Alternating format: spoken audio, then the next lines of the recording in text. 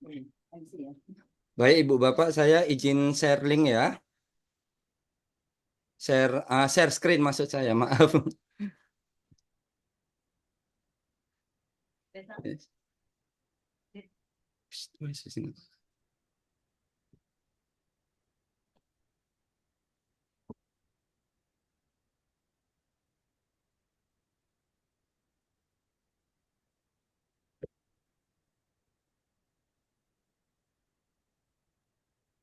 Baik, Assalamualaikum warahmatullahi wabarakatuh. Selamat siang semuanya, salam sejahtera. Saya Pramudita, MANT, peserta Latsar Angkatan 3. Pak Adit, bisa screen-nya bisa diperbaiki dulu Pak Adit Oh ya, dibesar. di Zoom. Ya, Iya, dibuka. tentu Mohon ada. maaf ya, Pak Adit ya. Ya, ya, Pak.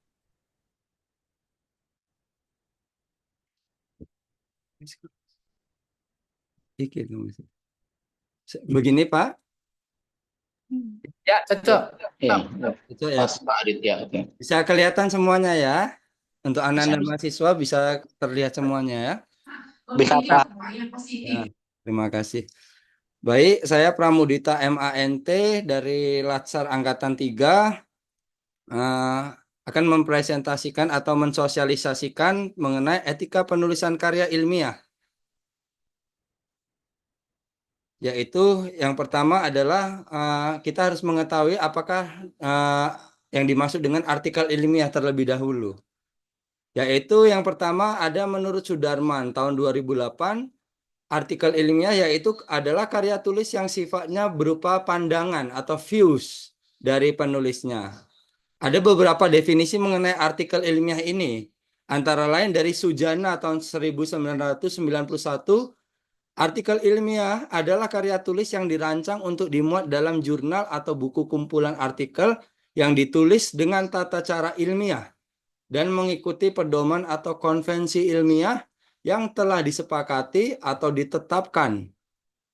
Artikel ilmiah dapat diangkat dari hasil penelitian lapangan, hasil pemikiran dan kajian pustaka, atau juga dari hasil pengembangan proyek. Kemudian selanjutnya, sebagai panduan dalam membuat format artikel ilmiah dapat dengan mengikuti petunjuk dari jurnal yang tercantum pada kulit belakang jurnal. Yaitu yang menurut Lindsay tahun 1984 menyebutkan bahwa umumnya bagian format artikel ilmiah yang diterima oleh editor atau editor jurnal adalah seperti sebagai berikut.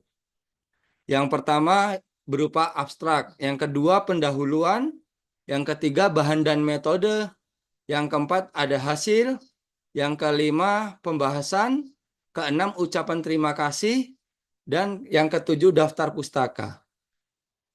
Dapat dilihat seperti ini ya, lebih kurang. Kemudian selanjutnya etika penulisan artikel ilmiah. Menurut Sriana tahun 2014, bahwa etika penulisan artikel ilmiah adalah konsep yang mengarah pada perilaku yang baik dan pantas. Jadi ada dua kata kunci ya, yaitu ada kata baik dan ada kata pantas di sini. Berdasarkan nilai-nilai norma agama, moralitas kemanusiaan, dan pranata keilmuan. Penulis artikel ilmiah dituntut untuk jujur. Nah, ini perlu digarisbawahi juga ya. Dituntut untuk jujur dan bisa bertanggung jawab. Jadi tidak hanya jujur tetapi bisa mempertanggungjawabkan hasil tulisannya terhadap pendapat yang telah disampaikannya dalam artikel ilmiah. Seperti itu. Kemudian ada menurut Anonymous tahun 2013, yaitu menyebutkan etika penulisan artikel ilmiah itu adalah yang pertama, setiap informasi hasil penelitian harus didiseminasikan, kemudian disebarluaskan atau dipublikasikan di media cetak atau elektronik pertama kali dan sekali, tanpa mengenal publikasi berganda atau duplikasi, kecuali yang bersifat rahasia atau menyebabkan keresahan publik. Yang kedua adalah hasil penelitian dapat dipublikasikan dalam bentuk artikel yang dipublikasi pada jurnal ilmiah atau proceeding, atau juga bisa juga dalam bentuk buku.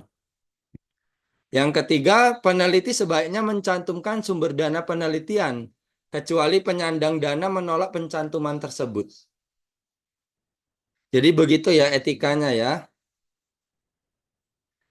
Kemudian selanjutnya, menurut Saukah tahun 2002 dalam Abdullah tahun 2012. Kode etik penulisan artikel ilmiah adalah yang pertama, melahirkan karya orisinal, bukan jiplakan atau bukan plagiasi ya. Kedua, sebagai orang terpelajar, mestinya kita dapat menjaga kebenaran dan manfaat serta makna informasi yang disebarkan, sehingga tidak bersifat menyesatkan. Yang ketiga, hendaknya kita menulis secara cermat, teliti, dan tepat. Yang keempat, bertanggung jawab secara akademis atas tulisannya. Yang kelima, memberi manfaat kepada masyarakat pengguna. Keenam, menjunjung tinggi hak, pendapat, atau temuan orang lain.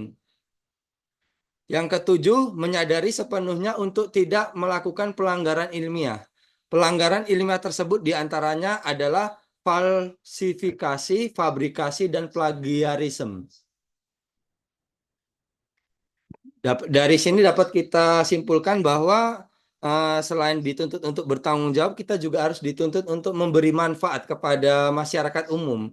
Jadi hendaknya tulisan kita itu dapat dimanfaatkan oleh khalayak luas ya. Tidak hanya dimanfaatkan oleh kalangan akademis saja, tetapi bagaimana masyarakat secara umum dapat memanfaatkan dan membaca karya ilmiah kita.